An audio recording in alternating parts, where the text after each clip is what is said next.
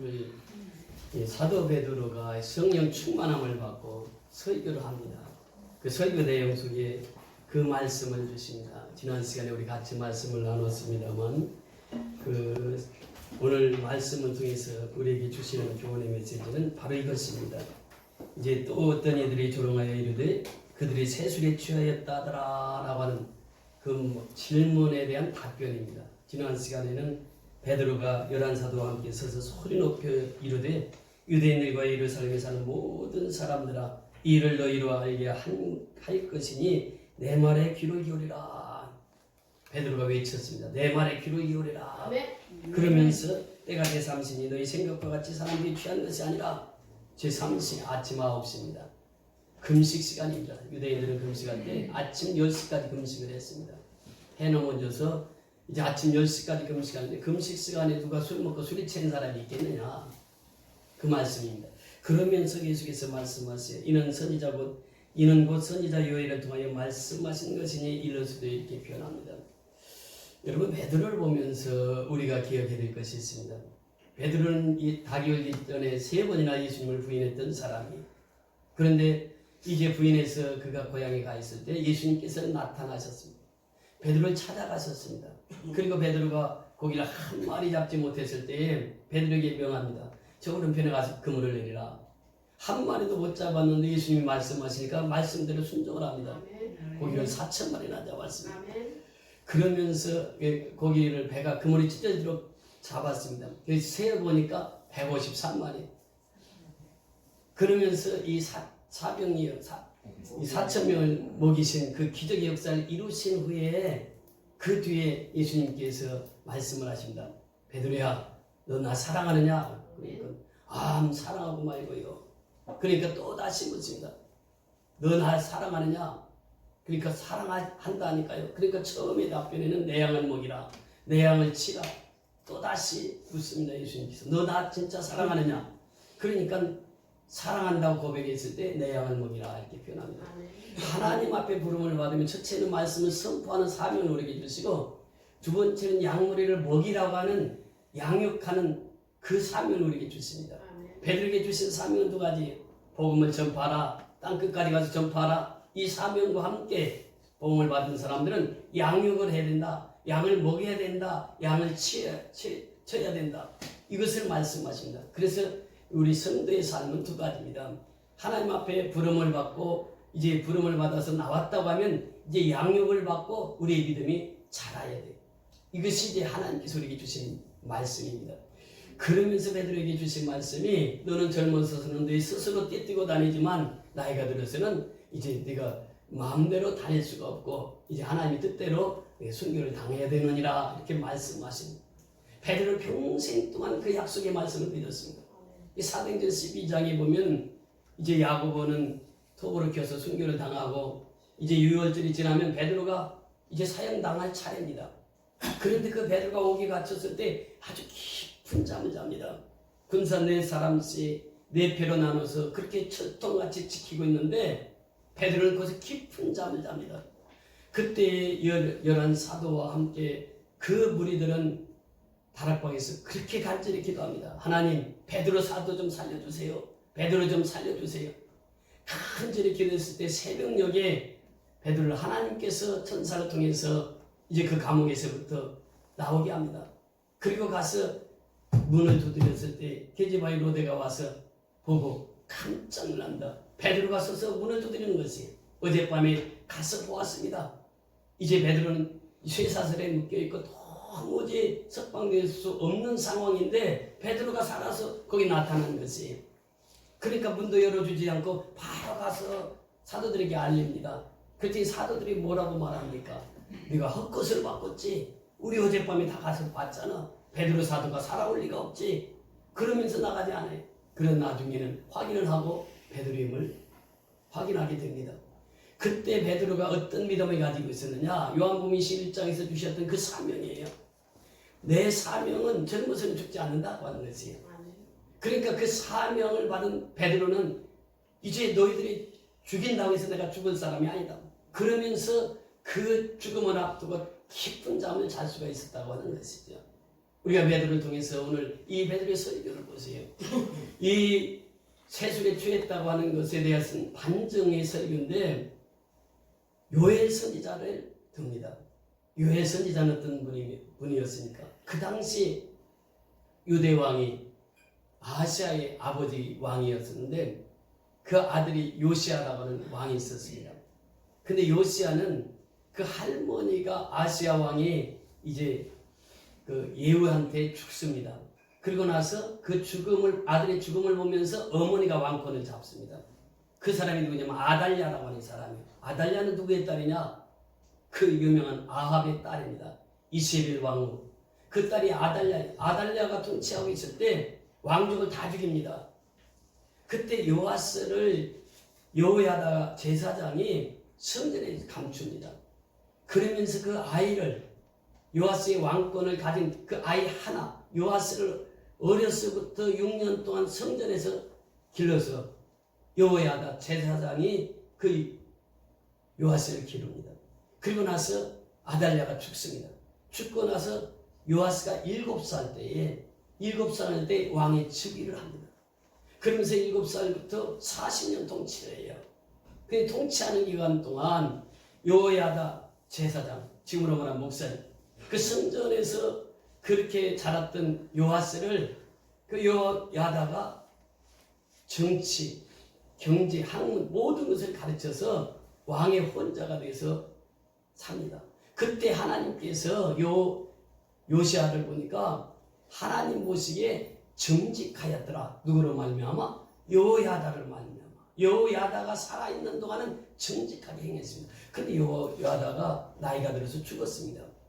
죽고 나니까 그때부터 요아스는 자기 마음대로 합니다. 아세라 신을 섬기면서 우상을 숭배합니다. 그러니까 하나님께서 제일 싫어하는 우상 숭배를 했을 때 요엘 선지자가 등장합니다. 여호와의 선지자의 핵심은 여호와 날이라고 하는 것입니다. 하나님 날에 임박했는데 우리가 먹고 마시고 우상 숭배해서 되겠느냐라고 하는 외침입니다. 그 당시에 같이 선지자 활동을 했던 사람이 아모스, 호세아 선지자들입니다. 이 선지자들이 한결같이 하나님을 떠나서 우상 숭배하는 이스라엘 백성들을 향해서 책망을 합니다. 그것이 요엘서 2장 12절 이하에 보면 그렇게 말씀하십니다. 여호와의 말씀이 너희는 이제라도 금식하고 울며 애통하고 마음을 다하여 여호와께 내게로 돌아오라 하셨나니 너희는 옷을 찢지 말고 마음을 찢고 너희 하나님 여호와께로 돌아올지어다. 그는 은혜로우시며 자비로우시며 노하기를 더디하시며 인내가 크시사 뜻을 돌이켜 재앙을 내리지 아니하시나니 이렇게 표현합니다. 그러니까 당신들이 지금 아세라선 우상을 섬기고 우상이 빠져 사는데 하나님 앞에 돌아오지 아니하면 당신들은 영원히 하나님으로부터 그 죄 사함을 받지 못할 뿐만 아니라 우상 숭배하다 그 인생이 끝이 나고 말 것이요. 그러니 당신들은 울며 금식하며 여호와께 돌아오라. 사실 오늘날도 역시 마찬가지죠. 이 마지막 시대에 우리가 살아가는데 요엘 선지자를 통해서 우리에게 주시는 메시지가 뭐냐? 울며 금식하며 하나님께 돌아오라. 하나님 어떤 분이냐? 자비가 풍성하신 분이요, 은혜가 풍성하신 분이요. 이제 그 하나님, 자비와 은혜가 풍성하신 하나님, 또 이제 노하기를 더디하시는 그 하나님 앞에 돌아오라. 이 말을 한마디로 말한다면 헤세드의 하나님입니다. 헤세드라고 하는 단어 하나에 자비, 긍휼, 은혜, 사랑 다 담겨 있습니다. 그 헤세드의 하나님께로 돌아오라. 돌아와야만 산다라고 하는 외침이었습니다. 그러면서 그들은 너희는 시온에서 나팔을 불어 거룩한 금식일을 정하고 성일을 소집하라. 백성들을 모아 그 모임을 거룩하게 하고 장로들을 모으며 어린아이와 젖 먹는 자를 모으며 신랑을 그 신방에서 나오게 하면 신부도 그 신방에서 나오게 하고 여호와를 섬기는 제사장들은 낭실과 제단 사이에 울며 이르기를 여호와여 주의 백성을 불쌍히 여기소서. 주의 백성을 불쌍히 여기소서. 울면서 금식하면서 하나님 앞에 부르짖습니다. 우리를 불쌍히 여겨달라고. 이것이 바로 요엘 선지자의 외침이었습니다. 그러면서 21절에 내려가서 보면 땅이여 두려워하지 말고 기뻐 즐거워할지어다. 예수 믿는 사람은 그렇습니다. 세상에 어떤 어려움이 있어도 우리는 두려워하지 않습니다. 하나님께서 명하셨습니다. 두려워하지 말라. 기뻐하고 즐거워하라. 이것이 예수 믿는 자의 삶이란 말이죠. 요엘 선지자를 통해서 그걸 말씀하십니다. 여호와께 돌아오게 되면 두려움이 없어진다. 즐겁고 기쁜 일이 있게 된다. 말씀하십니다.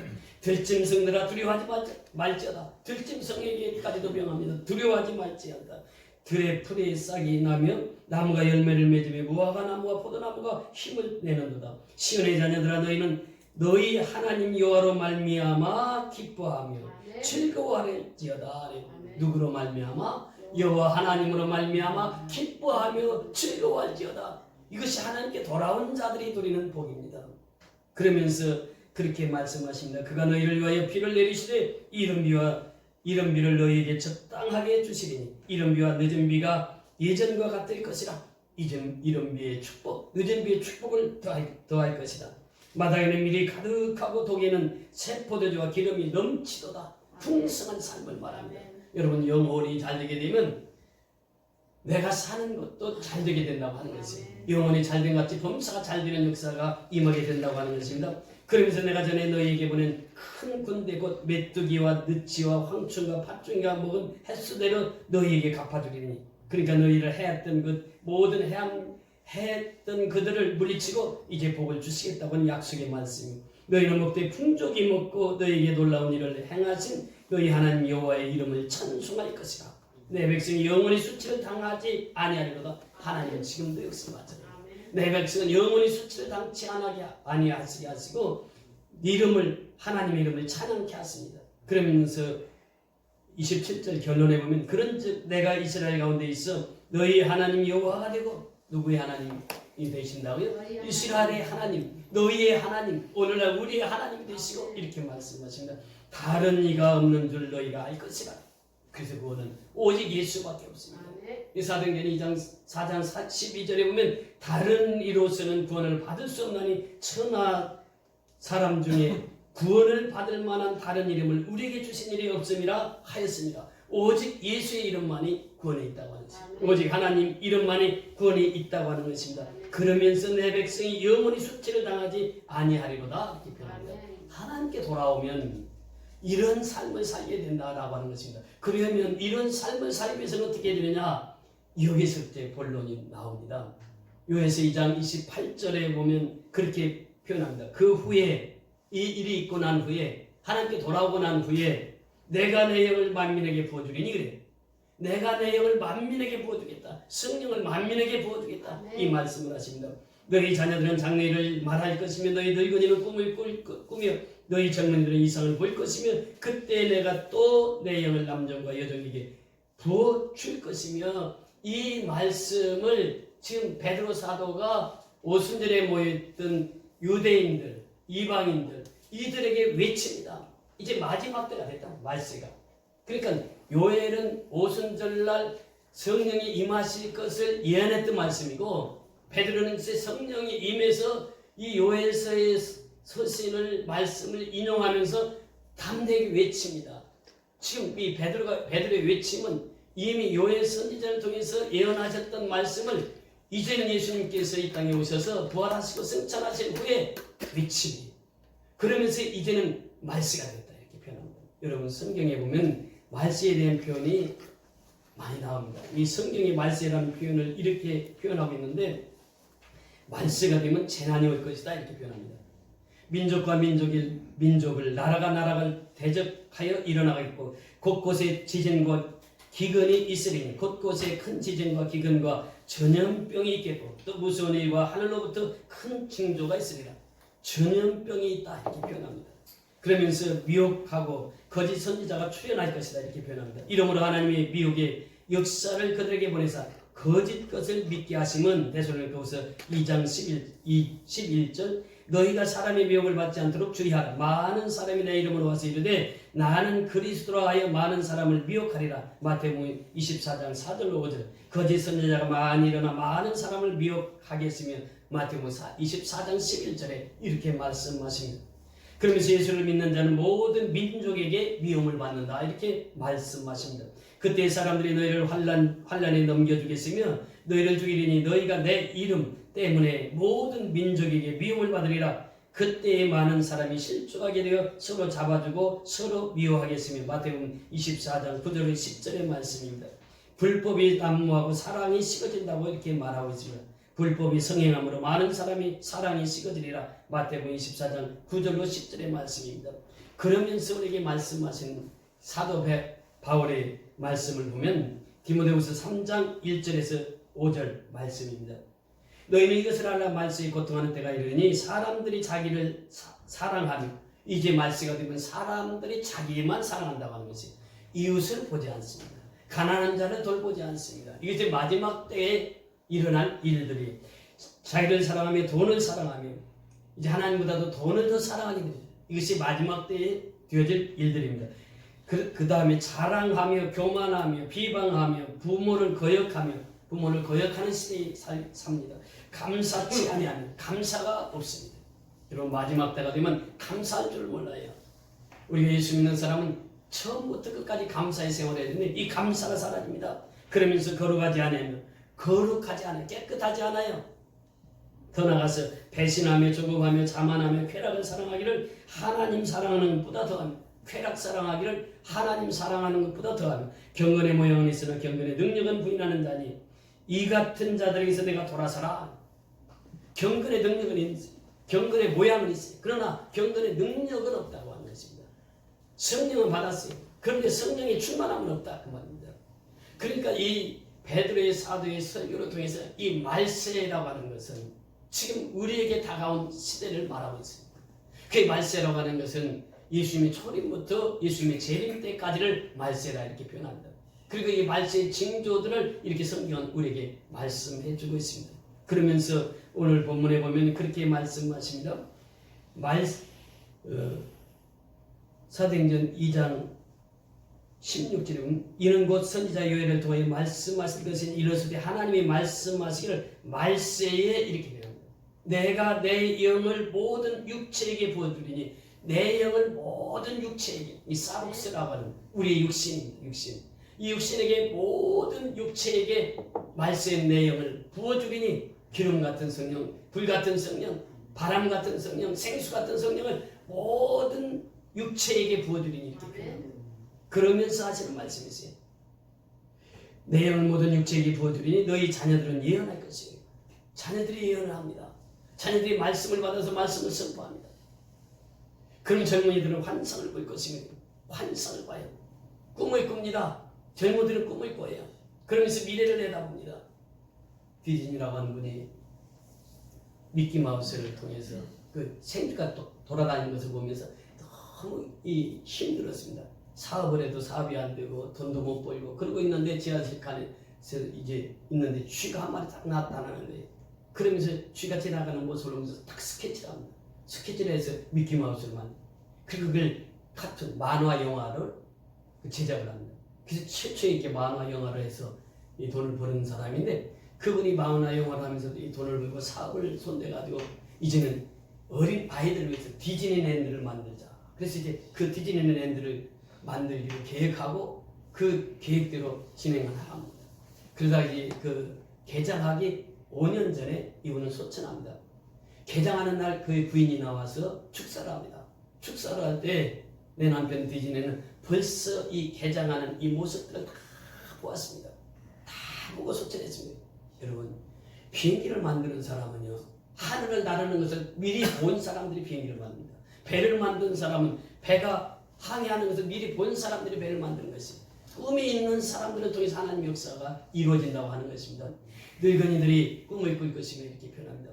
나이가 들어도 이 소망을 잃지 않고 살아가는 것이 성령의 충만한 자의 삶이라고 하는 것입니다. 여러분, 아브라함 보세요. 아브라함은 하나님 75세에 부릅니다. 나이 들어서 불렀어요. 그런데 아브라함에게 하나님께서 말씀하십니다. 저 하늘의 묵별을 봐라. 바닷가의 모래알을 봐라. 내가 셀 수 있겠느냐? 셀 수 없는데요. 내 후손이 능히 저 하늘의 묵별처럼 저 바닷가의 모래알처럼 내 후손이 복을 받으리라 말씀하신 그 약속대로 이루어집니다. 여러분, 늙은이가 꿈을 꾼다고 하는 것은 나이가 들어도 하나님의 소망을 가진 사람은 그 소망을 안고 살아간다고 하는 것이죠. 여러분, 갈렙을 보세요. 여호수아가 이제 적극거리는 가나안 땅을 점령하고 나서 땅을 분배하는데 헤브론 산지는 누가 하려고 하지 않습니다. 왜냐하면 그 산지니까. 그런데 갈렙이 85세 때에 여호수아에게 나타나서 여호수아와 갈렙은요 같이 모든 역경을 같이 겪어온 사람들이요. 그런데 갈렙이 나와서 얘기합니다. 내 나이가 85세입니다만 40년 전이나 지금이나 힘이 일반이요. 그 헤브론 산지를 내게 주소서 그래요. 내게 주소서. 비전이고 꿈입니다. 나이가 들어도 비전 있는 사람 하나님 그 사람 들었으시는 거예요. 나이가 75세 아브라함을 들어쓰셨습니다. 85세에 갈렙을 들어쓰셨습니다. 모세는 80세에 하나님을 불러서 부름을 받고 하나님이 40년 동안 하나님 쓰셨습니다. 이것이 바로 비전, 꿈이라고 하는 것이에요. 그러니까 성령을 모든 육체에게 부어줘서 어린아이로부터 청년들 그리고 늙은이들까지 다 하나님께서 그 소망 가운데 살게 하십니다. 이것이 바로 성령이 충만한 역사입니다. 베드로가 이것을 담대히 외쳤던 것이죠. 그렇다면 우리는 이제 어떻게 살아야 되느냐라고 하는 것입니다. 이제 우리는 성령이 충만한 자는 성령의 지혜로 살아가는 것입니다. 이 성령의 지혜로 산다고 하는 것은 무엇을 말하고 있습니까? 여러분 하나님의 일꾼들 뽑을 때 보세요. 다 성령의 충만한 사람과 지혜가 충만한 사람들을 뽑습니다. 이 초대교회 이 스데반 집사를 보면은 스데반 집사뿐만 아니라 일곱 집사를 뽑을 때 그렇게 했습니다. 형제들아 너희 가운데 성령과 지혜가 충만하여 칭찬 듣는 사람 7을 택하라. 우리가 이 일을 저희에게 맡기고. 이 사도들의 일곱 집사를 뽑을 때 제일 먼저 본 게 뭐냐? 지혜가 충만한 사람이요. 성령이 충만한 사람이요. 성령이 충만한 사람은 지혜가 충만하다고 합니다. 그래서 이 스데반이 그렇게 고백합니다. 사도행전 6장 10절에 보면 스데반이 지혜와 성령으로 말함을 저희가 능히 당치 못하는. 스데반이 설교 보세요. 그 주옥 같은 설교가 어떻게 이루어졌느냐? 성령의 지혜로 말미암아 이루어졌다고 하는 거예요. 그래서 우리는 성령의 지혜로 살아가야 된다고 하는 것입니다. 이것이 바로 성령께서 우리에게 주시는 말씀이 지혜를 얻는 자와 명철을 얻는 자는 복이 있나니 이는 지혜를 얻는 것이 은을 얻는 것보다 낫고 그 이익이 정금보다 나음이라. 지혜입니다. 은보다도 귀한 것이 지혜요 금보다도 귀한 것이 지혜다 이렇게 성경 말하고 있습니다. 지혜를 얻는 자와 명철을 얻는 자는 복이 있다 이렇게 표현합니다. 그러면서 더 나가서 지혜는 진주보다 귀하니 무엇보다 귀하니 진주보다 귀하니 너희 삼하는 모든 것을 이게 비교할 수 없도다 그래. 지혜와 비교할 수가 없다고 하는 것입니다. 그래서 우리는 성령 충만함을 받아서 그 지혜로 하나님의 지혜로 이 세상을 살아가야 될 것을 말씀하시고 있습니다. 여러분 하나님의 성령을 받아 지혜의 문이 열리게 되면 어떻게 되느냐? 첫째는 영의 눈을 뜨게 됩니다. 신령한 영의 눈을 뜨게 되는 것이죠. 여러분 도단성이 아람 왕이 이스라엘과 전쟁을 할 때 도단성이 엘리사라는 사람이 살고 있었습니다. 그런데 아람 왕이 이 적군 간첩을 그 이스라엘이 파견만 하면 그냥 가서 일도 못하고 다 죽어버리는 거예요. 그것도 한두 번이 아니에요. 그러니까 왕이 얘기합니다. 오늘은 내가 우리 중에 있는 간첩을 잡아내겠다. 그러면서 얘기했을 때 그 한 사람이 나타나서 얘기해요. 아니 도단에 있는 엘리사는요 왕의 침실에 앉고 이것을 다 알고요 이스라엘 왕이 다 고백합니다. 그러면 그 사람이 누구냐? 하나님의 사람 엘리사인데 그 어디에 있느냐? 도단상에 있는데요. 야 도단상에 가서 에워싸라. 다 에워싸가지고 사내립을 통해서 그 도단상을 에워싸고 에워쌌습니다. 그때 게하시가 엘리사의 종 게하시가 밖에 나와서 보니까 이제 수많은 적들이 다 보여가지고 그 성을 싸고 있는 거예요. 그러면서 두려워서 엘리사님 어찌하면 좋을까? 우리는 쉽게 표현하면 이 도간에 된 쥐입니다. 이거 뭐 어떻게 빠져나갈 길도 없습니다. 그때 두려워하지 마라. 그러면서 그 엘리사가 게하시에게 기도합니다. 사랑하는 하나님, 이 종의 영의 눈을 열어주소서. 영의 눈을 열어주소서. 그 영의 눈이 활짝 열리고 나니까 불말과 불병과 그 가득 차있는 그 모습을 보게 됩니다. 여러분 성령의 지혜는 영의 눈을 열게 하십니다. 그 영적인 세계를 보게 하시는 거예요. 하나님의 세계를 보게 하시는 거예요. 그래서 성령의 지혜를 얻으라 그 말씀을 하십니다. 성령의 지혜는 선택할 능력을 주십니다. 주의 말씀을 열므로 우둔한 자에게 비추어 깨닫게 하나이다. 시편 119편 130절의 말씀입니다. 성령의 지혜는 우리에게 분별력을 줍니다. 우리가 이것을 말하거니와 사람의 지혜가 가르친 말로 아니하고 오직 성령 안에서 가르친 것으로 하니 영적인 일은 영적인 것으로 분별하느니라 이렇게 말씀하십니다. 그러면서 14절에 내려가서 보면 육에 속한 사람은 하나님의 성령의 일을 받지 아니하나니 저에게는 미련하게 보이며 깨닫지도 못하나니 이런 영적으로야 분별함이니라. 영적인 분별력이 있어요. 성령의 지혜는 영적인 분별력을 줍니다. 사도 바울도 이렇게 고백합니다. 로마서의 기록을 하면서 이제 로마서 1장부터 11장까지는 구원에 대한 진리를 말씀하시고 12장부터 16장까지는 구원받은 자들의 삶에 대해서 말씀하십니다. 그러므로 내 사랑하는 형제들아 내가 하나님의 모든 자비하심으로 너희를 권하니 너희 몸을 하나님이 기뻐하시는 거룩한 산 제물로 드리라. 이것이 예배입니다. 우리의 예배는 우리의 몸을 거룩한 산 제물로 드리는 것이에요. 제물은 무엇입니까? 내가 죽는 것이 제물입니다. 예배 시간에 내가 죽고 예수로 다시 사는 것이에요. 그래서 산 제물이 되는 것이에요. 산 제물로 드리라. 이는 영적 예배날. 너희는 이 세대를 본받지 말고 하나님의 선하시고 기뻐하시고 온전한 뜻이 무엇인지를 분별하도록 하라. 베드로 사도도 말씀하십니다. 영적 분별력을 가지라. 그러면서 바울 사도도 말씀하십니다. 영적 분별력을 가지라. 성령의 지혜는 영적 분별력을 주신다고 합니다. 영으로 사는 사람, 성령의 지혜 있는 사람, 영으로 산다고 하는 것입니다. 영적인 분별력을 가지고 살아간다고 하는 것입니다. 그러면서 이 성령의 지혜는 선악을 구별하게 합니다. 여러분 솔로몬이 열왕기상에 보면 3장 4절에 1000번제를 드립니다.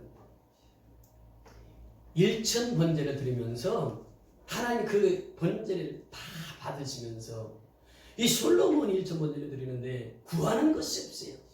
그래서 천사를 보내서 야 솔로몬이 무엇 때문에 1000번제를 드리는가? 한번 알아봐라. 그 솔로몬이 구한 것이 무엇입니까? 하나님 내가 이제 왕이 됐습니다. 왕이 되는데 이스라엘 백성들을 치리하려면 이스라엘 백성들 잘 살게 하려면 하나님 지혜가 필요합니다. 하나님 내게 지혜를 주옵소서. 1000번제를 드리고 나서 그가 구한 것은 하나님의 지혜였습니다. 그는 그렇게 고백합니다. 이제 누가 주의 이 많은 백성을 재판할 수 있사오리까? 지혜로운 마음을 종에게 주사 주의 백성을 재판하여 선악을 분별하게 하소서. 하나님의 지혜가 임하면 선악을 분별하게 되는 것입니다. 1000번제를 드리고 나서 솔로몬 왕이 구했던 것이 이 지혜였습니다. 그래서 우리는 하나님의 성령의 지혜로 살아가야 된다고 하는 것입니다. 성령의 지혜는 멀리 내다보는 눈을 주십니다. 그래서 오늘 본문의 말씀, 하나님의 말씀하시는 말씀의 내용을 모든 육체에게 부어주리니 너희 자녀들은 예언할 것이요 너희 늙은이들은 환상을 보고 너희 젊은이들은 환상을 보고 너희의 늙은이들은 꿈을 꾸리라. 그때에 내가 내 영을 남종과 여종들에게 부어주리니 그들이 예언할 것이요. 이것을 말씀하신 비전을 주십니다. 멀리 보고 사는 그 비전을 주신 거예요. 이것이 바로 성령의 지혜입니다. 성령의 지혜를 받으면 비전을 품고 살아가고 멀리 보고 살아가는 것이죠. 인생을 자기 앞으로 보고 살지 않아요. 멀리 내다보고 삽니다. 이것이 하나님의 지혜 있는 자의 삶인 줄 믿습니다. 마지막으로 중요한 것은 성령의 지혜는 죄를 알게 하고 죄를 깨닫게 하는 것입니다. 요한복음 16장 7절 8절에 보면 내가 너에게 실상을 말하노니 내가 떠나는 것이 너에게 유익이라. 내가 떠나가지 않으면 보혜사가 너에게 오시지 아니할 것이요 가면 내가 그를 너에게로 보내리니 그가 와서 죄에 대하여 성령이 임하면 죄를 깨닫게 합니다. 내가 지은 죄를 깨닫게 하고 내가 지은 죄를 회개하게 하고 이게 성령의 역사예요. 죄에 대하여 의에 대하여 심판에 대하여 세상을 책망하시고 이 성령이 하시는 일이에요. 그러니까 성령이 임하게 되면 제일 먼저 죄를 깨닫게 합니다. 그러면서 철저히 회개하게 합니다. 여러분 요엘 선지자를 통해서 이미 말씀하셨잖아요. 너희들은 울며 금식하며 여호와께로 돌아올지라. 철저한 회개. 물고기 뱃속에서 있던 요나가 금식하며 이제 요나가 하루 동안 다니면서 느헤 백성들에게 40일 있으면 무너지리라 그랬더니 그들이 금식하며 느헤 백성만 금식한 것이 아니요 왕과 또 대신들이 다 금식합니다. 아니 더 나가서 짐승까지도 소떼도 양떼까지도 다 금식합니다. 그러면서 하나님 앞에 부르짖었을 때 하나님께서 뜻은 41호의 너희를 멸망시키려고 했던 것이 하나님의 계획이었지만 그 계획을 바꾸십니다. 하나님의 계획을 경계시킵니다. 이것이 뭐냐? 철저한 회개의 기도예요. 그렇게 죄에 대한 이 회개의 기도 없이는 하나님의 마음을 바꿀 수가 없단 말이죠. 하나님의 마음을 변개시킬 수가 없다고 하는 것이에요. 그래서 우리가 코로나19를 통해서 우리가 지금 어려움을 겪고 있습니다. 우리나라뿐만 아니라 전 세계가 어려움을 겪고 있는데 우리는 정말 하나님의 은혜로 이렇게 확진자가 줄어들고 있습니다. 이제 확진자 영명시대까지 갈 수 있도록 계속 기도해야 되고, 이러한 시기는 하나님께서 이 전염병을 주시기도 하고 거두가시는 분도 하나님이세요. 그래서 우리가 철저히 기도해야 됩니다. 하나님 앞에 나와서 철저히 회개하고 철저히 기도했을 때 하나님께서 뜻을 돌이키시는 게 누구의 기도를 통해서? 우리의 기도를 통해서. 이 성령의 지혜는 바로 죄를 깨닫게 하시는 거예요. 의에 대해서 심판에 대해서 오시는 그 성령님의 지혜를 우리는 받아서 살아가야 된다고 하는 것입니다. 그 죄를 깨닫게 될 때 우리는 외치는 게 있어요. 그것이 무엇입니까? 예수의 피입니다. 예수의 피. 예수의 피의 복음을 땅끝까지 전하게 되는 거예요. 예수의 피는 우리의 모든 죄를 사하는 권세가 있습니다. 예수의 피는 우리 생명에게 새 생명을 주는 은혜가 있습니다. 예수의 피는 우리의 모든 죄를 사하십니다. 예수의 피는 우리에게 복을 주시는 것이에요. 그래서 성령 충만한 사람은 예수의 피만 말하게 되어 있어요. 예수의 피가 곧 복이고 예수의 피가 곧 생명이고 예수의 피가 우리를 영원한 길로 인도하시는 분이기 때문에 그렇습니다. 그래서 성령의 지혜를 받아라. 성령의 지혜를 받으면 예수의 피만 전하고 사는 것이에요. 예수의 피로 만족하며 살아가는 것입니다. 그래서 우리 한신령이 오늘 주신 말씀처럼 정말 요의 시대를 보면서 우리가 무엇을 봅니까? 정말 요의 시대처럼 우리는 금식하며 울며 하나님께 돌아가야 돼요.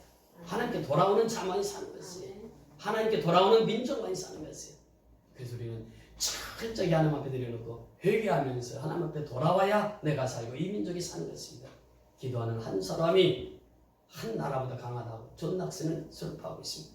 여러분 정말 이 코로나19가 우리 곁을 떠나서 예배가 정상적인 예배가 되고, 그래서 하나님 앞에 신령과 진정으로 예배드리는 날이 속히 올 수 있도록 기도해서 성령의 지혜로 살아가는 저와 여러분이 다 될 수 있기를 주의 이름으로 축원을 드립니다. 아멘. 잠시 기도하십니다.